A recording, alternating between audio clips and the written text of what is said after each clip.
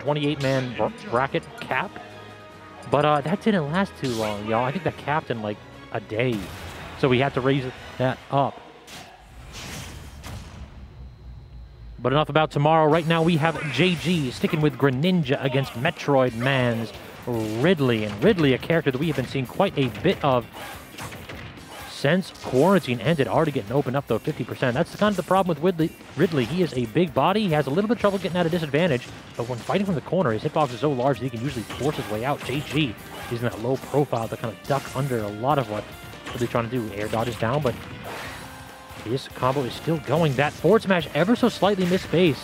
JG very nearly had an easy 0 to death to start it off. Couple nairs trying to break out of disadvantage.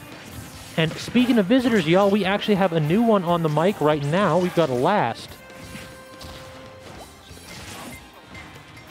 Hello, ladies and gentlemen.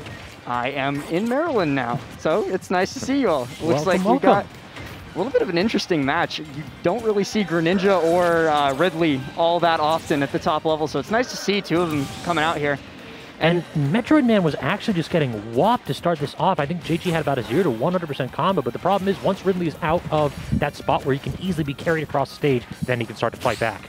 Yeah, I definitely, like, there's that always that concept of the heavy tax, so to speak, that characters like Ridley, like Bowser have to pay at the start of the set, but MetroidMan falling right there, going to bring this right back to even, and it's time to pay the heavy tax again. He goes up to 37. How does he get out of the corner? This becomes the trouble spot. Just a roll in. JG kind of committed to that charge projectile, but he gets a chance to get in now, gets the drag down, doesn't get the tech. Coming back down with Nair into dash attack, I liked that to be able to just kind of get out of the disadvantageous state. And he's keeping he's keeping JG rather caught on the ledge pretty well. Good mash out, but no follow-up. We're just going to go right back to neutral, and right now this is neck and neck, but both of these characters are capable of killing at any moment now. And there's the up smash. Capable of killing is the understatement when it comes to Ridley. This character's smash attacks cover so much space and hit so hard. JG has to be really delicate with his hitbox placement when MetroidMan has him at triple digits or thereabouts. 43%, he is going to be able to come back up onto the stage, pulls out the counter and gets the kill right then and there. Fantastic use and prediction from JG. Be able to get that kill then and there. Now last stock here in game one. It's going to be a difficult situation for either one of them if they go down here. So they're definitely going to be fighting for all of their skill. 66% out on JG right now. And he's going to have to try and come back in. Gets the up smash out of shield, and this is a tough spot. You know what I haven't seen JG do at all? I haven't seen him grab. It feels like MetroidMan feels really safe in shield, and you never want to allow a heavy to do that. That's giving them a free defensive tool that's really not true. Gotta go ahead and toss them up, even if your throw combos aren't that great.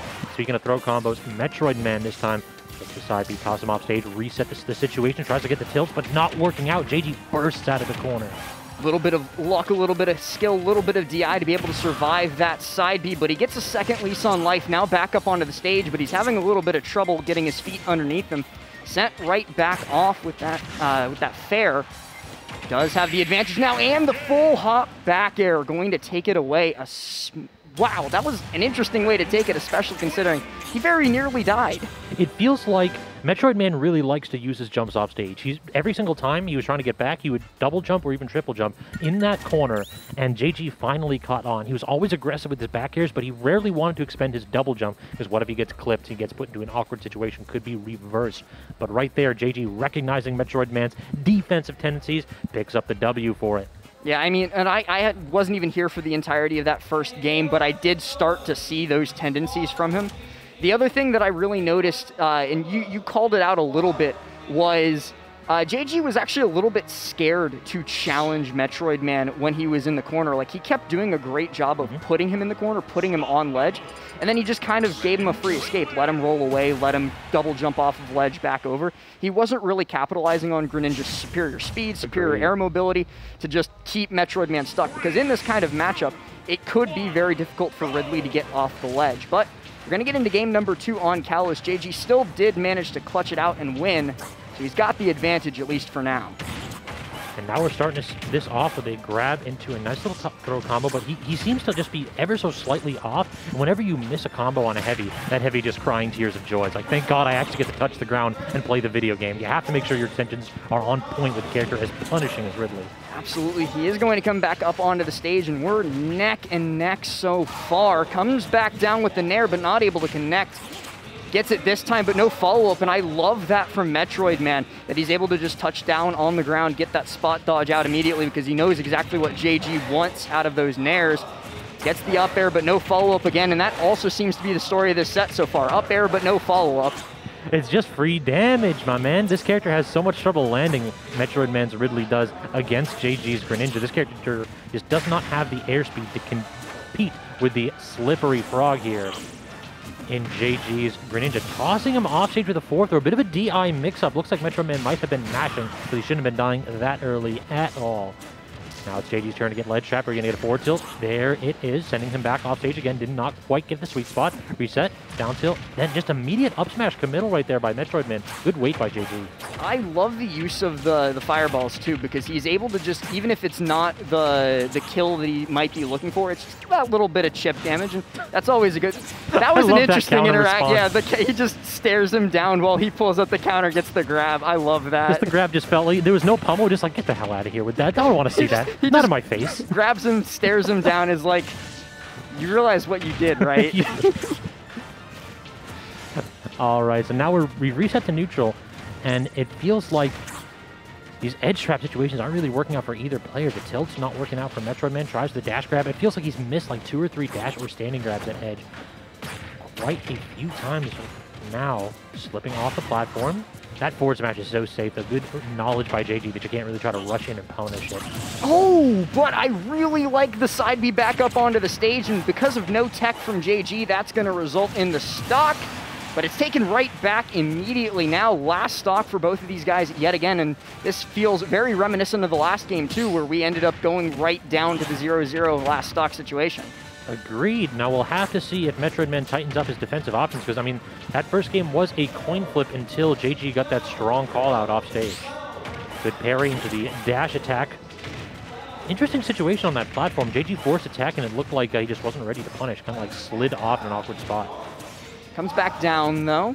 And he is looking to try and get this nair into the fair, and does find it. So for the first time in a while, we do see like the full follow-up out of the nair. And it's working out very well for JG, at least so far. MetroidMan looking for the back air off stage. Comes down with dare and manages to avoid the options up onto the ledge. That was looking a little bit deadly for a moment. Now he's having trouble finding his footing on stage yet again. These uppers, man. It is just so difficult for MetroidMan to get down. And these platforms, I can understand why MetroidMan picked it. Like, Ridley can cover underneath the platform so well, but JG showing that he is no slouch whatsoever. And look at this stall by MetroidMan, just using those slants at the edge so well. The poking up air and up B, preventing JG from doing too much, but the dash attack, hard punish with that forward air. JG going to secure the stock and the win, 2-0. Yeah, and I mean, I love that he did punish it, because that wasn't, I think that might have been the first time that he actually did actively punish that dash attack. We saw MetroidMan go for that a couple of times throughout the set, and JG just kind of let him get away with it.